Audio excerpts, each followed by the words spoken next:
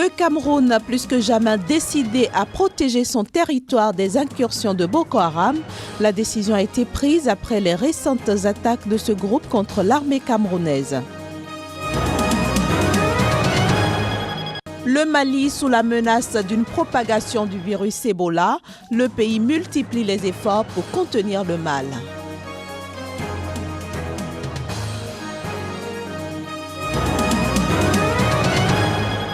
La Guinée équatoriale, pays hôte de la CAN 2015, elle remplace ainsi le Maroc qui s'est vu retirer l'organisation de cette compétition.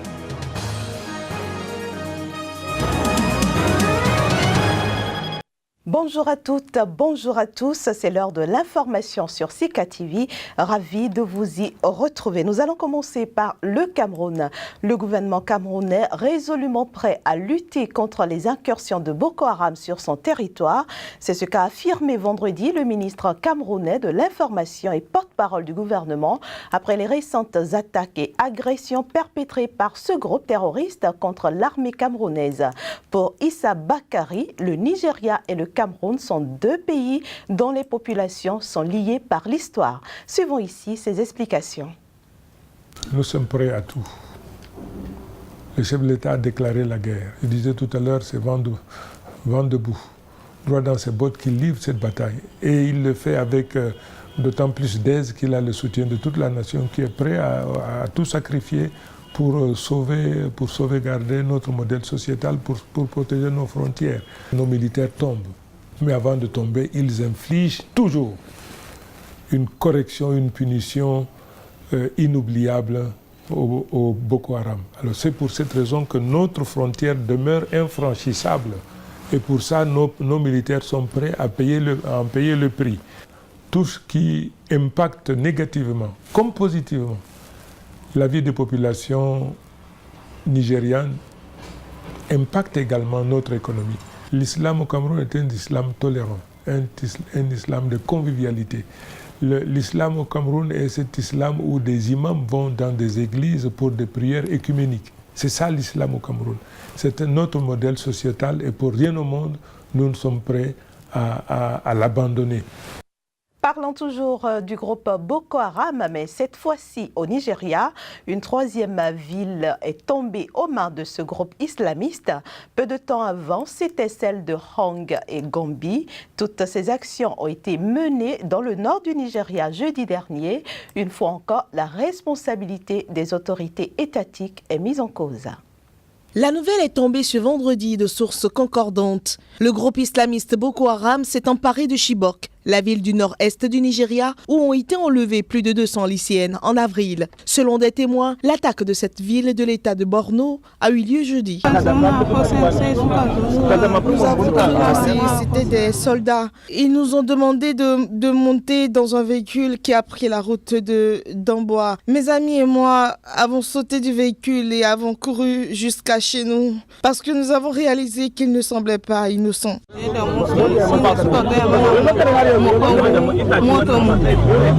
Pylône de télécommunications détruit, la population en majorité a pris ses jambes au cou. D'après le sénateur Ali Ndoubé, la ville est maintenant sous le contrôle des islamistes. Il explique le retard de l'information par le fait que les lignes téléphoniques à Chibok ont été détruites. Rappelons que les combattants du groupe islamiste Boko Haram ont attaqué le lycée public pour filles de Chibok le 14 avril, y enlevant 276 lycéennes. 57 d'entre elles ont réussi à s'enfuir le soir même ou dans les jours qui ont suivi. La prise de Chibok semble avoir eu lieu peu après la prise de Hong et Gombe, deux villes de l'état voisin d'Adamawa, par Boko Haram. Nous voulons avant tout remercier les hommes et les femmes de la presse pour leur soutien. Ils peuvent mettre le feu à nos infrastructures, mais ils ne pourront pas détruire nos âmes.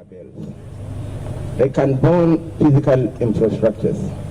But believe me, they can't destroy our soul. Le gouvernement nigérien a été pointé du doigt pour avoir mis plusieurs jours à réagir après l'enlèvement des lycéennes de Chibok et pour n'avoir jamais été sur place exprimer son soutien aux familles des victimes. Plus largement, il est très critiqué pour n'avoir pas su mettre un terme à l'insurrection islamiste qui a déjà fait 10 000 morts en 5 ans.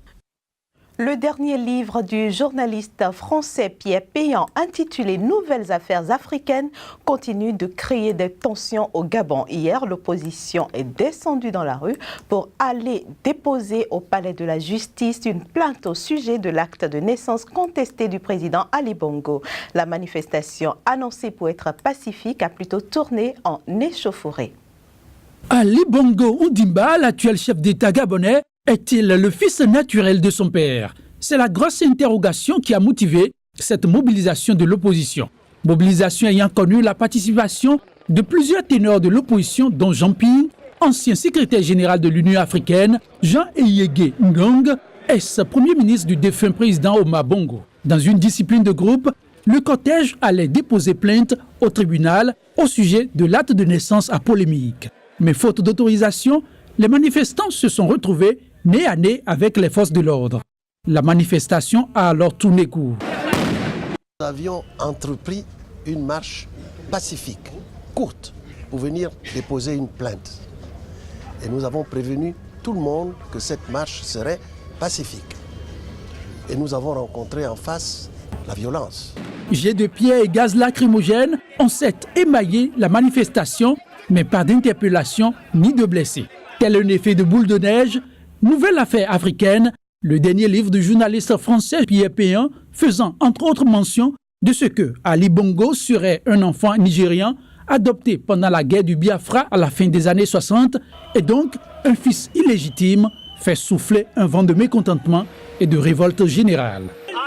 Il paraît qu'il n'est pas gabonais. On veut savoir comment la preuve palpable. On veut seulement déposer une plainte. Mais quand on marche, nous, on nous fout la merde. On nous bombarde avec bombes à lacrymogène. On nous tape dessus. Ils roulent même leur camion sur nous. Arrêtons ça.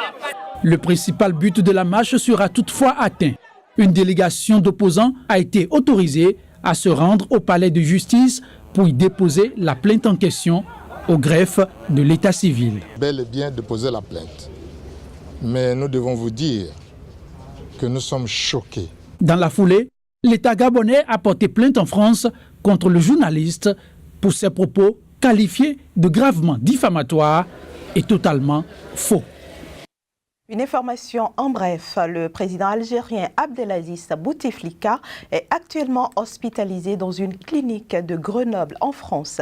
Il était de plus en plus affaibli par la maladie depuis un AVC en 2013, mais cette fois-ci, le motif de son hospitalisation n'a pas été précisé. La clinique n'a rien voulu dire sur sa présence ni sur son état de santé.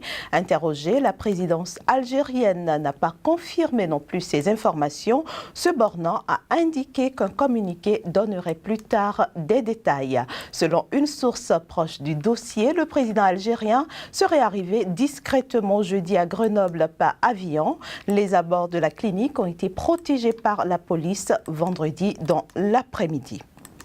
Un autre élément dans ce journal, au Sénégal, après le limogeage du juge Alioune Ndao, procureur de la Cour spéciale sénégalaise en charge du procès Karim Wade, les autorités du pays ont annoncé le report du dit procès. Le remplacement du juge Ndao par Cheikh Tidiane Mara, un magistrat ayant notamment travaillé au tribunal pénal international pour le Rwanda, a amené la presse locale à s'interroger sur les dessous de cette affaire.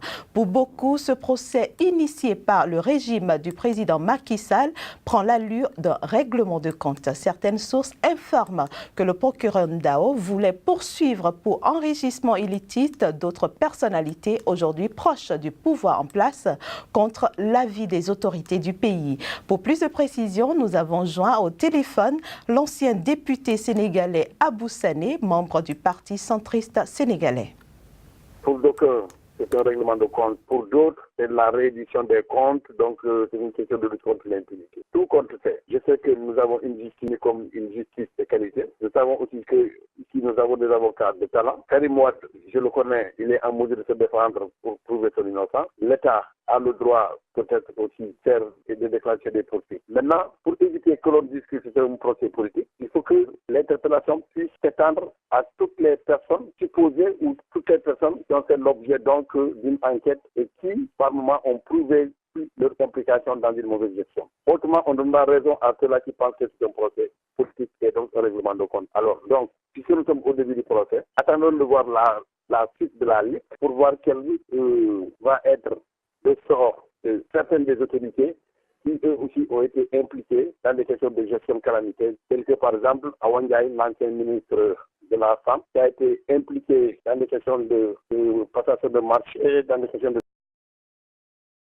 surfacturation. Donc aujourd'hui, elle est dans le parti du pouvoir et elle a été acceptée et on attend de voir parce qu'elle, que ce soit les contrôles internes, c'est pas une affaire de créer, les contrôles internes, tout converge pour prouver carrément qu'elle est impliquée dans une gestion calamiteuse. Alors, si maintenant elle reste impunie, si maintenant elle n'est pas poursuivie, on aura la preuve qu'effectivement, donc c'est une justice sélective. Et cela n'honore ni le pays, ni aussi nos magistrats. Vous ne pensez pas que la justice sénégalaise ne vide pas cette affaire avant les prochaines élections? Cela peut être source de violence au Sénégal. Bon, tout est possible. Bon, parce que quand vous interpellez les professionnels de la justice, ils vous disent qu'eux, ils ont leur temps. Leur temps n'est pas le temps des politiques. Donc, ils travaillent en fonction de leur rythme et en fonction de l'évolution de leur dossier. Je me rends compte que de plus en plus, même que ça se complique, parce que quand vous avez Bibo Bourgi, qui est considéré comme étant un élément clé du dispositif, or, dans la presse, j'ai vu que les avocats de Bourgi ont demandé une prolongation de son séjour médical d'un mois supplémentaire.